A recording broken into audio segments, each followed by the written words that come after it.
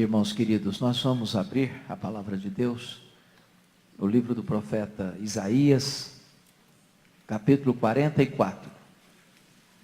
Profeta Isaías, capítulo 44, versos 3 a 5.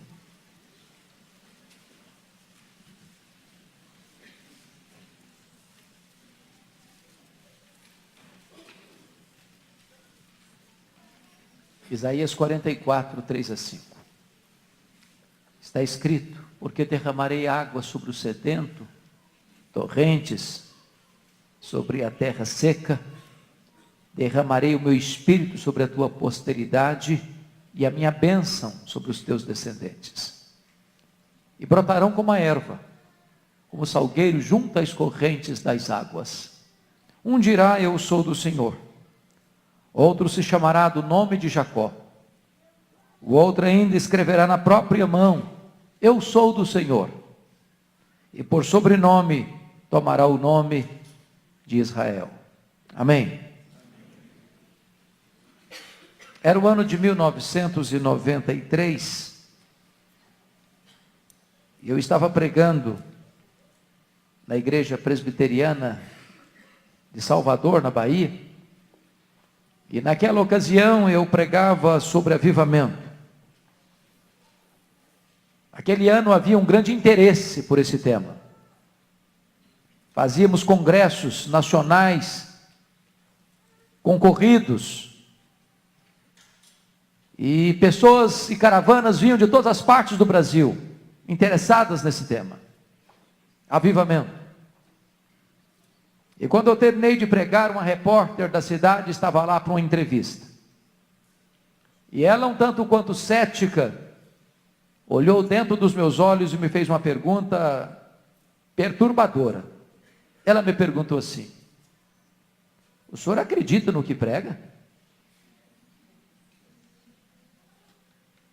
E eu olhei firmemente para ela e disse: é claro que eu acredito. E ela, ainda incrédula, disse: mas o senhor crê que ainda hoje é possível Deus enviar um avivamento?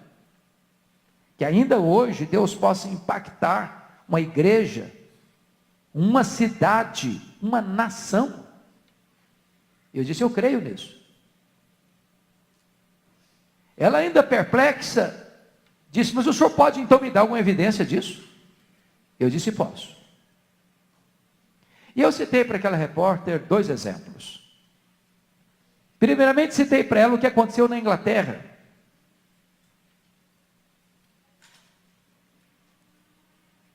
Num período de muita crise, de muita turbulência, onde no século XVIII,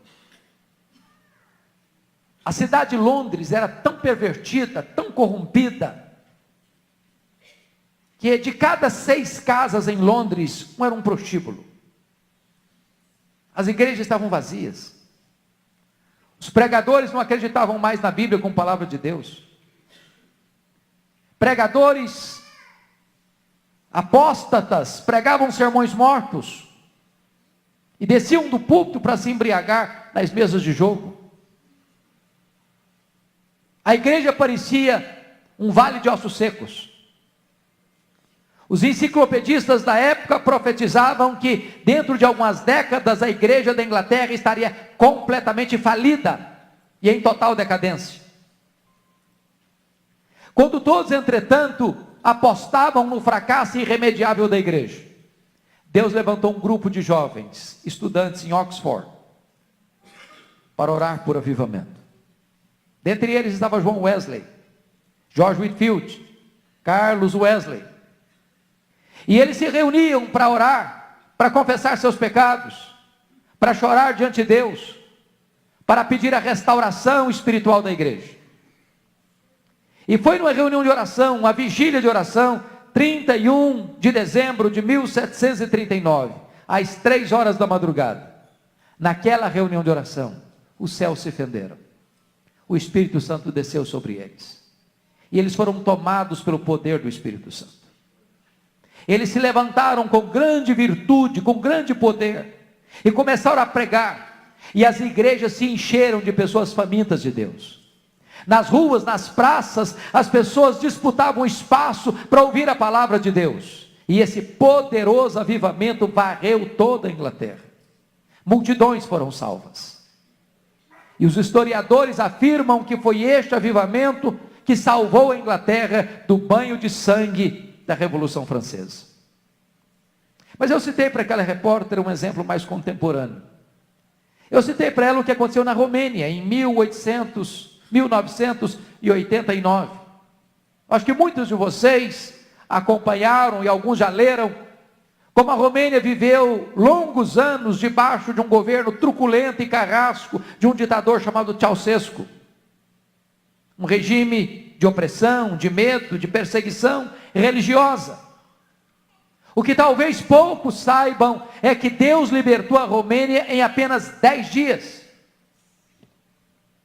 O que talvez alguns não saibam é que Deus usou uma igreja de apenas 80 membros para desencadear esse processo.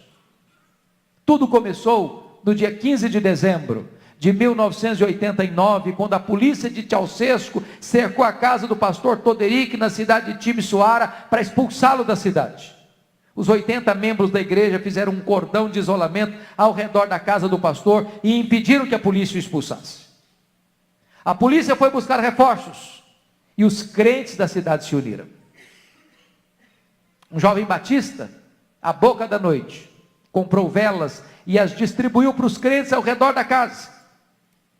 A polícia chegou com as suas metralhadoras, com seus fuzis, e começaram a atirar impiedosamente, indiscriminadamente, naqueles crentes. Deram um tiro na perna desse moço batista. Correram com ele para o hospital, para amputar-lhe a perna, para salvar-lhe a vida. Enquanto ele estava gemendo de dor no leito, alguém se aproxima e disse: "Você está arrependido?" Ele disse: "Não, eu perdi uma perna, mas eu acendi a primeira vela." Naquela mesma noite, uma jovem da Assembleia de Deus saiu gritando a plenos pulmões pelas ruas de Timisoara: "Deus existe! Deus existe! Deus existe! Liberdade, liberdade, liberdade!" Aquele grito encontrou ouvidos em toda a nação. 10 dias depois, 25 de dezembro, dia de Natal, de 1989, na capital da Romênia, havia mais de 100 mil pessoas, sob a liderança dos pastores, clamando a plenos pulmões: "Deus existe! Deus existe! Deus existe! Liberdade, liberdade, liberdade!" Naquela noite, Ceausescu caiu. A Romênia ficou livre. E o evangelho pode prosperar naquela terra. Eu creio firmemente, irmãos, na possibilidade de um grande avivamento, não só em São Paulo, mas no Brasil. O texto que acabamos de ler nos fala sobre isso. Esse texto tem 4 verdades que eu quero destacar nesta noite. Primeiro, o avivamento é uma promessa de Deus. Segunda verdade, o avivamento é uma necessidade da igreja. Terceira verdade, o avivamento deve ser buscado pela igreja. Quarta verdade que eu quero enfatizar: o avivamento traz resultados extraordinários para a igreja. Com a Bíblia aberta comigo, vamos ver essas 4 verdades. Em primeiro lugar, irmãos, o avivamento é uma promessa de Deus. E é uma promessa segura. Porque confira comigo o verso 3, por gentileza. "Porque derramarei água sobre o sedento, torrente sobre a terra seca, derramarei o meu espírito sobre a tua posteridade e a minha bênção sobre os teus descendentes." Quem está falando isso não é um homem. Quem está falando isso não é um concílio eclesiástico. Quem está falando isso não é uma denominação religiosa. Quem está falando isso é o Deus Todo-Poderoso. É o Deus que fala e cumpre o que diz. É o Deus que faz e ninguém pode impedir a sua mão de fazê-lo. Na verdade, irmãos, ninguém detém os passos de uma igreja cheia do Espírito Santo de Deus. E Este hino foi composto por um pastor brasileiro, num tempo em que se buscava despertamento espiritual no Brasil. E numa parte desse cântico se diz assim: é obra santa, ninguém detém. O Sinédrio tentou fazer isso em Jerusalém, prendendo os apóstolos, açoitando-os, intimidando-os. Mas quanto mais se prendia, quanto mais se batia, quanto mais se acuava, quanto mais se perseguia, mais a igreja crescia. Os imperadores romanos tentaram fazê-lo, jogando os crentes nas arenas, para serem pisados pelos touros, mordidos pelos cães, devorados pelos leões. Crentes foram crucificados e queimados vivos. Mas quanto mais sangue era derramado, mais a igreja florescia. 1553, na Inglaterra, depois da morte precoce do rei Eduardo VI, assume o governo da Inglaterra Maria Tudor, chamada de Maria Sanguinária. E esta mulher levou para estaca e queimou em praça pública os 3 maiores líderes da igreja protestante evangélica da Inglaterra, Ridley, Latimer e Cranmer. Um banho de sangue na Inglaterra. Muitos irmãos nossos naquele tempo precisaram fugir da Inglaterra para poupar a sua vida. Quis, entretanto, a providência de Deus que essa mulher morresse cedo. 5 anos depois, 1558. Assume o governo da Inglaterra Elizabeth, sua irmã, que tem um longo governo de 1558 a 1603. E o primeiro decreto de Elizabeth é determinar a volta dos foragidos para a Inglaterra. Esses foragidos, ao fugirem da Inglaterra, tiveram contato com a reforma no continente, em Genebra, na Alemanha, na Holanda.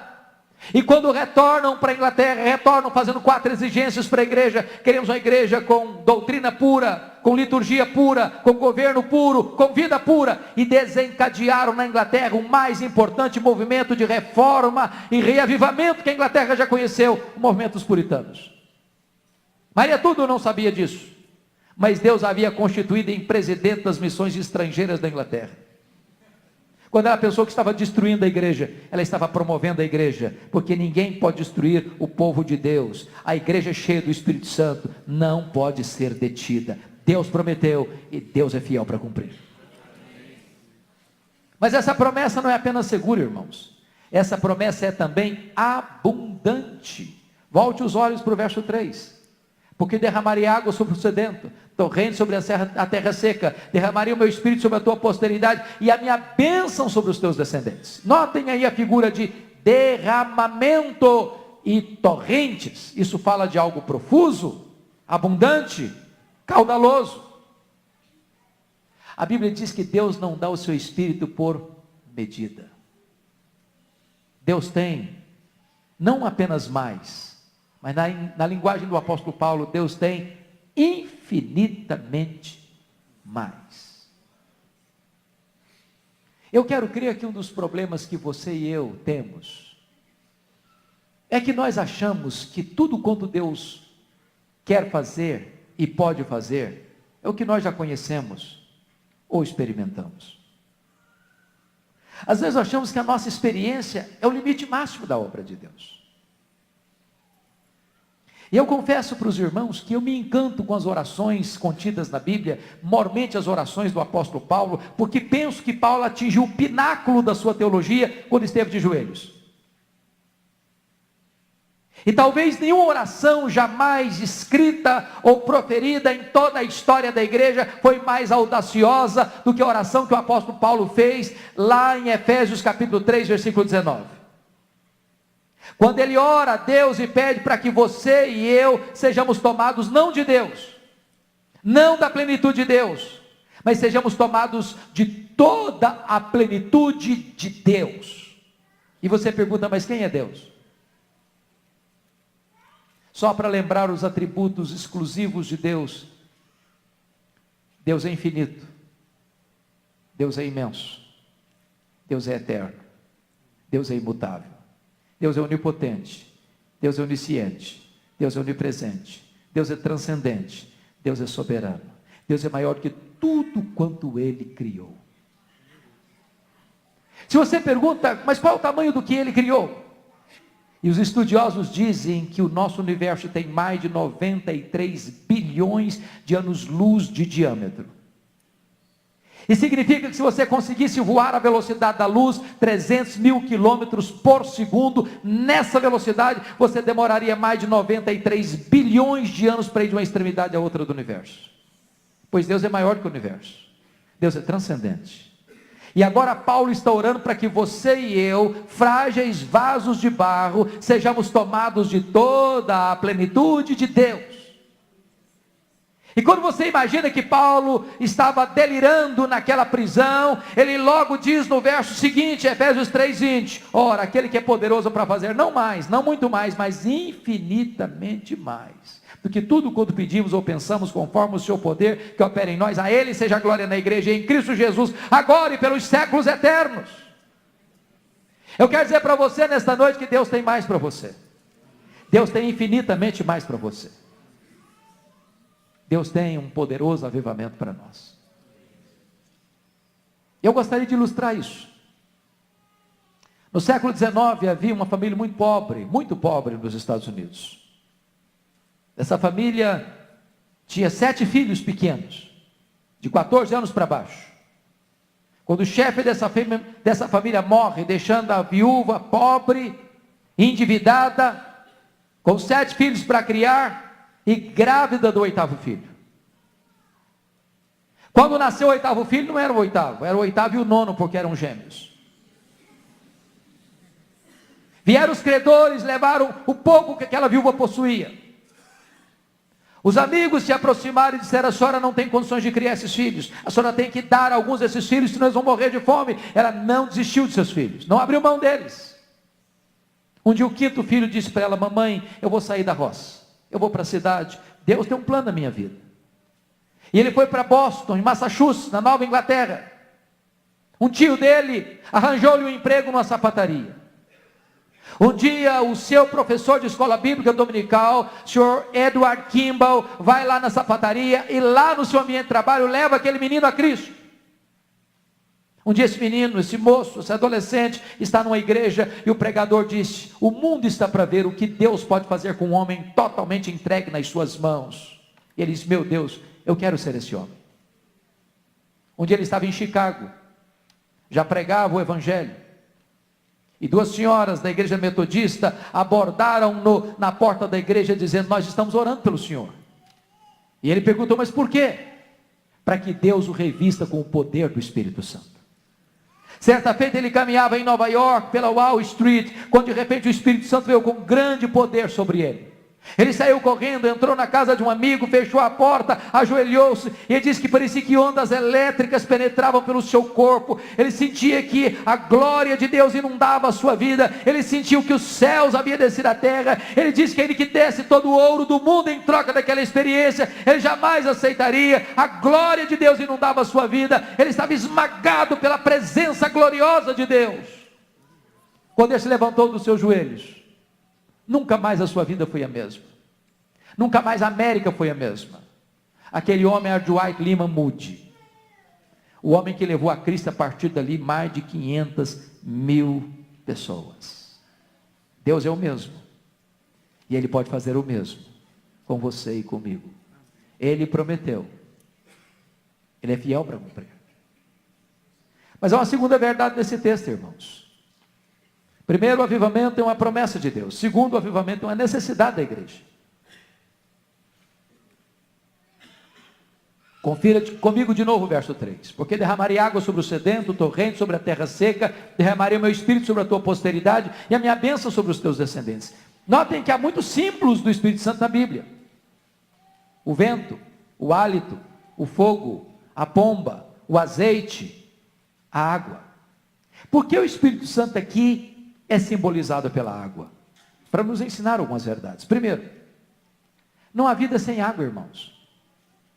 Você pode ter a melhor semente, você pode ter o melhor terreno, você pode ter os melhores insumos, você pode ter a melhor tecnologia. Se não tiver água, a semente morre mirrada no ventre da terra. Você pode ter templos modernos. Você pode ter aparelhos eletrônicos os mais sofisticados. Você pode ter os pastores mais cultos. Você pode ter os crentes mais preparados. Se o Espírito Santo não agir, não tem vida na igreja. Eu tenho que concordar com o pregador batista Charles Haddon Spurgeon, quando ele disse: é mais fácil acreditar que um leão tornar-se vegetariano, do que eu acreditar que uma alma sequer possa ser salva, sem a obra sobrenatural do Espírito Santo de Deus. Nós precisamos do Espírito Santo. Nós dependemos do Espírito Santo. Todo o nosso esforço, todo o nosso conhecimento, toda a nossa metodologia, toda a nossa tecnologia não pode gerar sequer uma conversão. Nós dependemos do Espírito Santo. Mas em segundo lugar, irmãos, a água é necessária para purificar. E eu não sei se você já fez essa pergunta. É muito provável que sim. Por que nós ainda não experimentamos um avivamento? Tanto esforço, tanto empenho, tantas reuniões, tantos congressos, tantas conferências. Por quê? Será que Deus está com seus ouvidos fechados? Será que a mão de Deus está encolhida? Será que Deus não tem mais interesse? Será que a igreja não precisa? Será que o mundo não está em agonia? Por que ainda tarda o pleno avivamento? Por que as chuvas são retidas? Por que as torrentes não caem?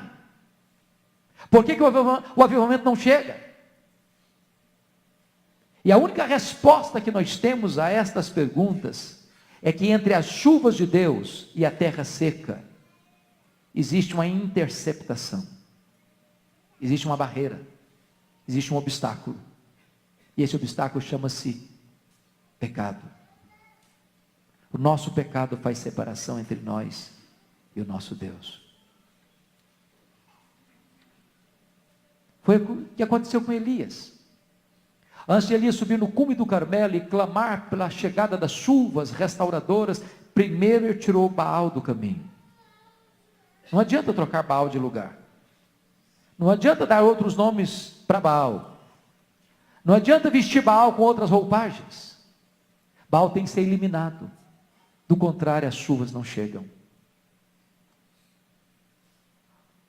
Então, queridos irmãos, todo avivamento foi precedido por convicção de pecado, por confissão de pecado e por abandono de pecado. Nós precisamos do Espírito Santo, porque é Ele quem convence de pecado. Sem a obra do Espírito Santo, sequer nós temos consciência do nosso pecado. Sem a operação do Espírito Santo, nós não vamos chorar pelos nossos pecados. E enquanto não houver arrependimento, quebrantamento, não haverá torrentes dos céus restauradoras para a nossa vida. Nós precisamos do Espírito Santo. Mas há uma terceira verdade que eu quero partilhar com você. Volte os seus olhos de novo para o verso 3. O avivamento é promessa de Deus e é necessidade da igreja, mas em terceiro lugar, o avivamento deve ser buscado pela igreja. Notem isso, porque derramarei água sobre o sedento, torrente sobre a terra seca, derramarei o meu espírito sobre a tua posteridade, e a minha bênção sobre os teus descendentes. Notem duas figuras aí, sedento e terra seca. Você já viu uma terra seca, rachada, bramando por chuva? Você já andou por regiões onde o gado está morrendo de fome e sede? Você já andou por regiões onde há uma desertificação instalada? E você olha para aquele solo nu, clamando por chuva? Você já andou por lugares ermos e de repente a sede implacável chegou e você não tinha água por perto? O desespero que você teve? Porque a sede é diferente da fome.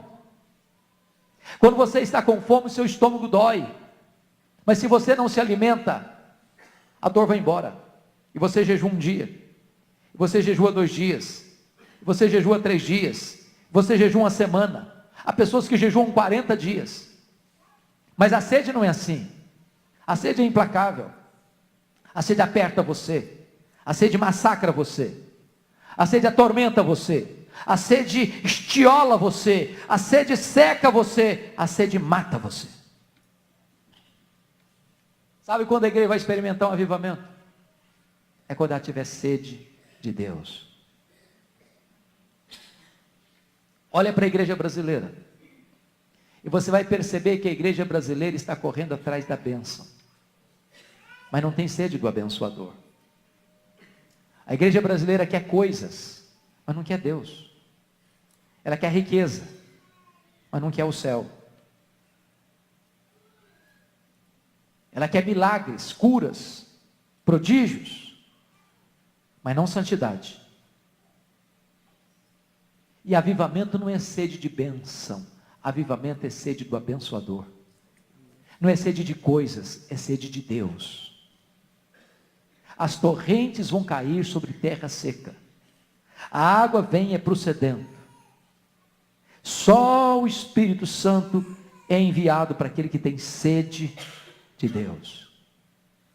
E é por isso, irmãos, que nós não lemos nem na Bíblia, nem na história da igreja, nenhum avivamento espiritual que não tenha sido precedido por intensas reuniões de oração.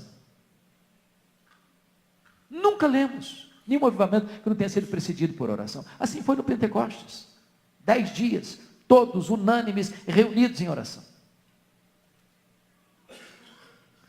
Eu gostaria de lembrar a vocês, e nós estamos aqui num trabalho com um perfil jovem, grandes avivamentos da história da igreja começaram com jovens. Sabe por quê? Porque às vezes Deus não trabalha pelas oficiais. Deus trabalha na paralela. Eu quero trazer à sua memória o avivamento, um dos maiores da história da igreja, que aconteceu em 1904, no país de Gales. O país de Gales era muito parecido com o Brasil de hoje, que era famoso, na época, eram os estádios de futebol, lotados, aos domingos, o povo ia para o futebol. Muitas igrejas vazias. A jogatina, a bebedeira, a prostituição, os crimes. E aquele avivamento começa quando um jovem, adolescente, entrou no gabinete pastoral e viu o seu pastor, com o rosto no chão, chorando e gemendo, dizendo: Deus, dobra minha vida, oh meu Deus, dobra minha vida, oh Deus, dobra minha vida. Aquele moço chamava-se Evan Roberts. Quando Evan Roberts viu o seu pastor com o rosto no chão, ele ficou chocado. Ele disse: meu Deus, eu quero ser dobrado, moído também. Ele estudava numa cidade próxima, e no domingo seguinte já foi à igreja. Mas aquilo martelava o coração dele, aquilo perturbava a alma dele, aquilo mexia com o interior dele, e ele estava na igreja ouvindo o pregador, mas Deus falando ao coração dele: volta para a sua cidade de Lagoa, começa uma reunião de oração na segunda-feira. Quando terminou o culto, ele foi procurar o pastor. Disse: pastor, eu estou sentindo algo tão profundo aqui dentro do meu peito, para voltar para a minha cidade, começar uma reunião de oração amanhã na segunda-feira, mas eu não sei discernir essas coisas, eu sou inexperiente ainda, eu não sei se isso é voz de Deus ou voz do diabo, me ajuda a entender isso. O pastor muito sabiamente disse: meu filho, se é para orar, pode voltar, Deus está falando com você, o diabo manda ninguém orar não, se é para orar, volta que é Deus falando, pode voltar. Ele voltou, convocou os jovens. Irmãos, quando Deus age, a gente perde um pouco a noção do relógio, sabia? Quando falta a unção de Deus no culto, o povo fica desesperado. Fica mais de olho no relógio que na palavra. A reunião de oração foi das 7 da noite às 10:30 da noite. Na terça-feira, a igreja em peso estava presente. Na quarta-feira, uma multidão presente. Para encurtar a conversa, no sábado, o comércio da cidade fechou. Ninguém queria fazer outra coisa não ser buscar Deus. Em 6 meses, os campos de futebol vazios e as igrejas cheias. Os bares fechando as portas. Os prostíbulos fechando as portas. Os juízes presenteavam uns aos outros com luvas brancas, porque não tinha mais crime para julgar. Em 6 meses, mais de 100 mil pessoas convertidas. Um jovem com sede de Deus desencadeia esse poderoso movimento espiritual. Esse avivamento atingiu as universidades americanas. Este avivamento atingiu Xangai, na China. Este avivamento chegou na Coreia. Quando um jovem, um adolescente, resolveu dizer: dobra minha vida, Senhor. Dobra minha vida, Senhor. Dobra minha vida, Senhor. Mas eu quero terminar dizendo para você que o avivamento tem uma quarta verdade aqui. Primeiro, ele é promessa. Segundo, ele é necessidade. Terceiro, ele deve ser buscado. Mas em quarto lugar, ele traz resultados extraordinários. O primeiro resultado extraordinário que o avivamento traz, irmãos, é o crescimento numérico da igreja. Está aí no versículo 4. E brotarão como a erva, como salgueiro junto às correntes das águas. Os teus descendentes brotarão como a erva, como salgueiro junto às correntes das águas. Isso eu acho maravilhoso. Maravilhoso. Sabe por quê, irmãos? Se nós olharmos para o Brasil, qualquer denominação, a maioria das igrejas está estagnada. A maioria. A maioria. E quando cresce, irmão, é um crescimento tímido. Tímido. Tímido. Quando Deus rasga os céus, quando Deus visita a igreja, quando Deus derrama o Espírito Santo, Deus pode fazer mais num dia que nós conseguimos fazer num ano, na força do braço. O texto diz que os teus descendentes vão brotando como salgueiros junto às correntes das águas. Sabe o que é isso? Quando lá na empresa, quando lá na fábrica, quando lá no comércio, quando lá na rua, quando lá no campo, quando lá no hospital, quando lá nos tribunais, quando lá nas lojas, as pessoas sentem uma inquietação na alma, uma profunda convicção do pecado, elas saem correndo buscando refúgio nos braços de Deus, e os crentes não têm nem tempo para comer e para dormir, para atender as multidões que chegam. Pois Deus pode fazer isso de novo. Deus pode fazer isso de novo. Eu tive a bênção de visitar a missão Quaci-Sabanto, na África do Sul. Lá aconteceu um poderoso avivamento em 1966. Uma fazenda. Não é nem vila, não, é fazenda. E lá eu vi um templo construído para 15 mil pessoas, com 3 cultos por dia, caravanas do mundo inteiro indo para lá. E quando você lê esse relato, e eu gostaria de recomendar a você 2 livros. Primeiro, Reavivamento na África do Sul. Foi inclusive escrito, registrado, compilado pelo reverendo Augusto Nicodemos, que estudou lá na África do Sul.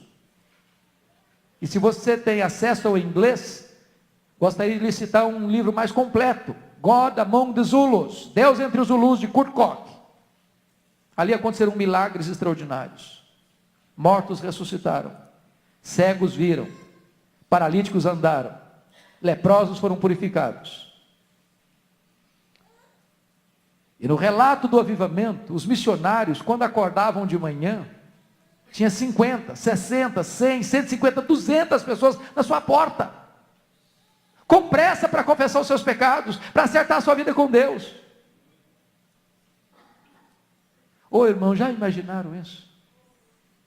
Já imaginaram isso? Amanhã tem culto de novo? Tem culto de novo. Já imaginaram se lá na rua não consegue mais entrar porque já encheu o espaço aqui, o povo está desesperado buscando Deus?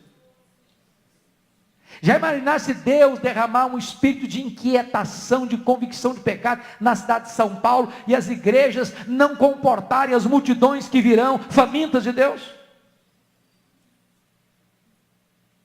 Os teus descendentes brotarão como salgueiro junto às correntes das águas. Aguardamos esse dia. Aguardamos esse dia.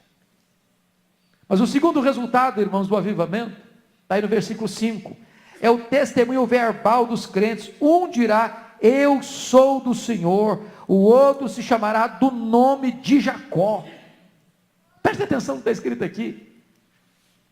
Quando Deus derrama do seu espírito, irmãos, não tem agente secreto no reino de Deus. Hoje, às vezes, o cidadão trabalha frente a frente com o outro, colega, 5 anos, 10 anos, não sabe quanto é crente. Trabalha na mesma repartição, não sabe o que é crente. A pessoa consegue esconder a sua luz debaixo do alqueire. Em época de avivamento, irmãos, crianças, adolescentes, jovens, homens, mulheres, anciãos, anciãs, pastores, missionários, seminaristas, obreiros, todo mundo começa a se levantar para dizer assim: eu sou do Senhor, eu sou do Senhor, eu sou do Senhor, eu sou do Senhor, eu sou do Senhor, eu sou do Senhor. E essa mensagem sai com a velocidade de um rastilho de pólvora. Ninguém detém. Ninguém detém. Talvez você possa até argumentar assim: ah, pastor, mas eu sou crente, é verdade, mas eu não conheço tanto Bíblia, eu não tenho dom da palavra, eu não tenho eloquência, eu não tenho argumentos, eu não sei discutir essa questão, porque a pessoa pode colocar uma situação complicada para mim, eu não saber responder, então eu prefiro ficar em silêncio. Tem outros que, para dar um tom assim mais teológico, citam Machado Francisco de Assis. Bonito, né? Romântico. Francisco de Assis estava certa feita numa caravana evangelística, missionária, com seus discípulos, passando por uma cidade. E passaram pela cidade, não falaram nada. Aí quando saíram da cidade, um dos discípulos perguntaram: mas nós não pregamos. Mas nós não pregamos. Aí ele falou: não, nós devemos viver de tal maneira que, se necessário for, a gente pregue, mas nós pregamos com o nosso exemplo. E aí a pessoa cita e se acha bonito, eloquente, né? Bonito, né? Mas não é verdadeiro, não. É falso isso. Isso não é toda a verdade, não. Sabe por quê? Porque a fé vem pelo ouvir. E ouvir o quê? A palavra. O seu testemunho é avalista das suas palavras, mas não é substituto da palavra. Em tempo de avivamento, irmãos, os crentes se levantam para dizer: eu sou do Senhor. Eu vou dizer para você que, por mais neófito, mais novo na fé que você seja, você sabe tudo que uma pessoa precisa saber para ser salva. E se você não sabe nada, então você possa pelo menos dizer o seguinte: eu só sei de uma coisa, é que eu era cego e agora eu vejo. Já é um bom testemunho. Eu já contei esse testemunho aqui na igreja, mas talvez você nunca escutou. Eu era seminarista em Campinas, nos idos de 1978. Alguns aqui nem nascidos tinham sido ainda, né? Vem lá das regiões bucólicas do querido estado do Espírito Santo. Quando eu cheguei, uma missionária americana fez amizade comigo e me disse: eu vou te levar para conhecer a escola de cadetes de Campinas. Um lugar muito bonito, uma escola muito pomposa. Eu era calouro, coração queimando, pregava até para os postes na rua. Aí eu chego lá, primeiro cara que eu vejo na minha frente, claro, um cadete. Não podia ser outra coisa. O cara estava com a metralhadora na mão, a sua farda bonita, com o nome bordado na lapela da farda: João Miguel Corpas. Eu me aproximei dele. E não esperei oportunidade, fui logo e perguntei: e aí, João Miguel Corpas, você conhece a Jesus, o Filho do Deus vivo? O cara me olhou estranho, falou um monte de impropério a mim, me xingou bastante. Ele era ateu, eu não sabia. Eu não acredito nessa tolice, por favor, não me incomode. Falou firme. E eu me calei. Envergonhado, confuso, perdi o rumo de casa. Por algum momento eu fiquei sem jeito do lado dele, sem jeito até para sair. Mas antes de ir embora, Deus me deu um pouquinho de coragem. Aí eu olhei para o João Miguel e disse: João Miguel Corpas, antes de ir embora eu tenho que lhe dizer 3 coisas. Primeiro, Deus existe, você acreditando nele ou não, ele existe assim mesmo. Não depende de você crer nele para ele existir. Segunda coisa, João Miguel Corbas, esse Deus te ama, mas ama de tal maneira que deu o seu filho, seu único filho, para morrer em seu lugar, para dar a você a vida eterna. E a terceira coisa que eu tenho que lhe dizer é que você é um pecador, e se você não se arrepender, você vai para o inferno, e ó, tchau, e sair rápido, porque o cara está com a metralhadora na mão. Eu vazei, pelo menos com a minha consciência um pouco aliviada.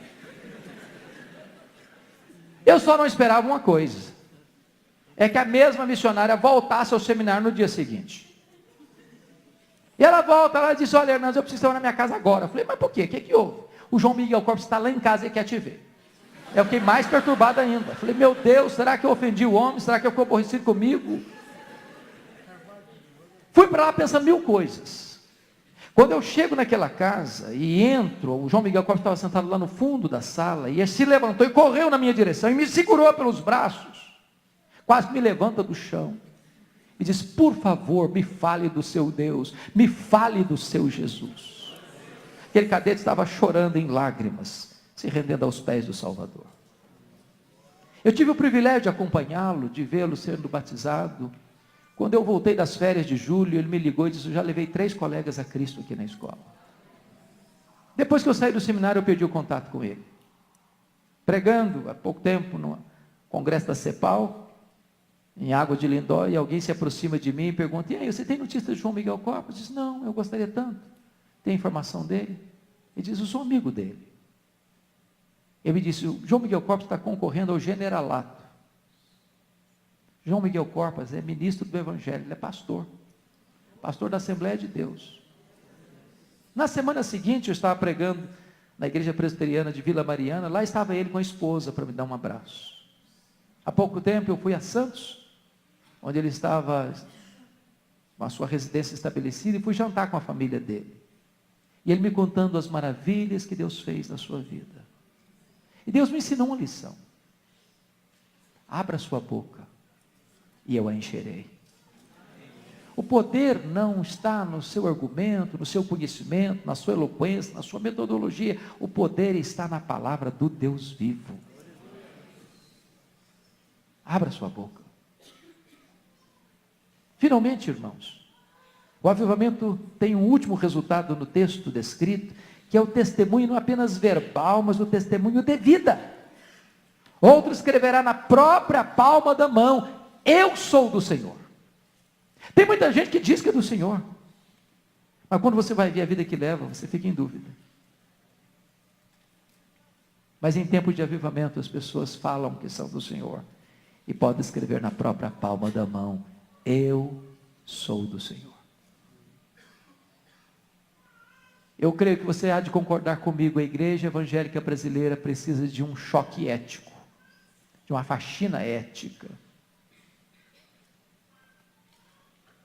A igreja evangélica brasileira está mais presente na mídia por causa dos seus escândalos do que por causa do seu exemplo. Pessoas com muito poder, com pouco compromisso. Nós precisamos de um avivamento que mude a conduta, que mude a ética, que revolucione a vida, que transforme a família, que mude o caráter, que influencia a sociedade, que produz impacto no mundo. Eu termino aqui, convencido de uma coisa: a palavra avivamento hoje está totalmente desgastada, ou quase totalmente desgastada. Tem muita gente, quando você fala em avivamento, ele pensa em esquisitice. Esquisitice, cara, a pior esquisitice possível, que você olha, esse camarada deve estar pirado, não é possível. Eu ponho em nome de avivamento naquilo. Inventa as coisas mais loucas do mundo, os misticismos mais perigosos do mundo, e chama aqui de avivamento.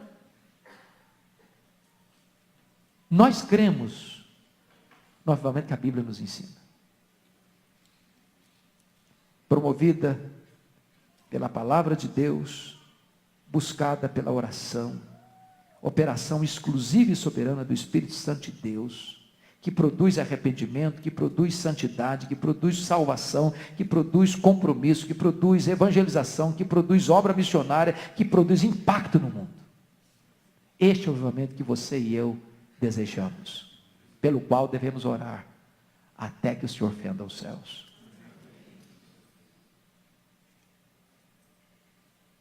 Lá em Passos Abanto, quando eles oravam por avivamento,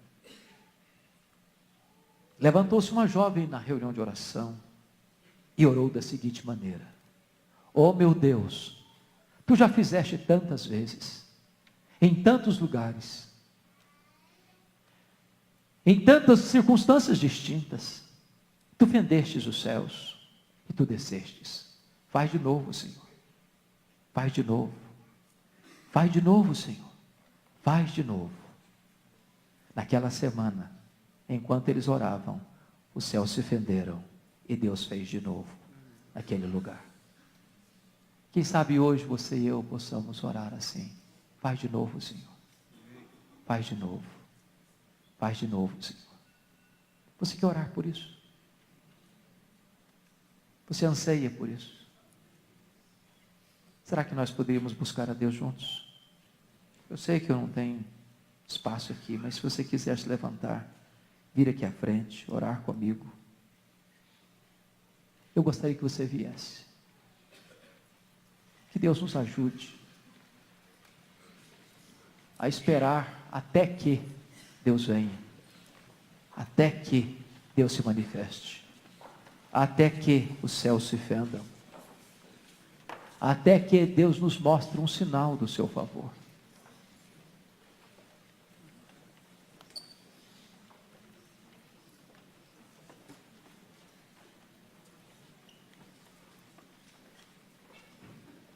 A Bíblia diz que nós não podemos desprezar o dia dos pequenos começos.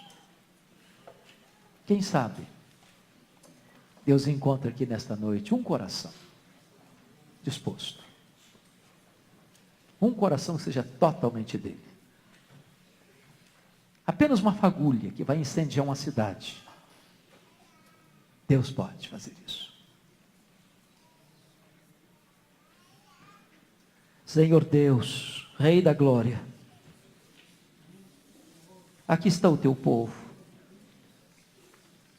Aqui está a noiva do Cordeiro. Aqui estão as ovelhas por quem Cristo verteu o seu sangue. Aqui está a tua igreja. Às vezes olhamos para nós e vemos-nos como uma vinha murcha, Senhor, devastada.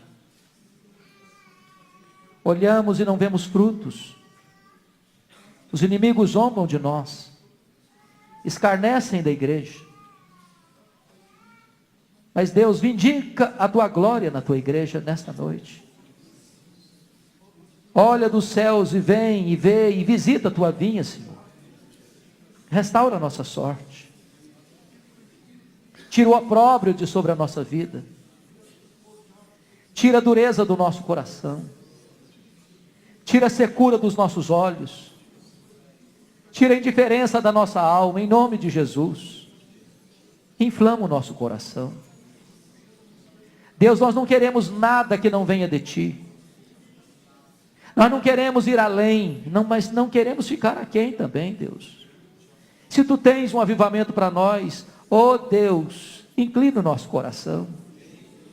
Não permita que nós desistamos, que nós recuemos, em nome de Jesus. Não permita que os nossos olhos se fechem, meu Deus, sem ver um avivamento nesta terra, sem ver um derramamento do Teu Espírito, sem ver uma visitação poderosa dos céus, trazendo plenitude de vida para nós.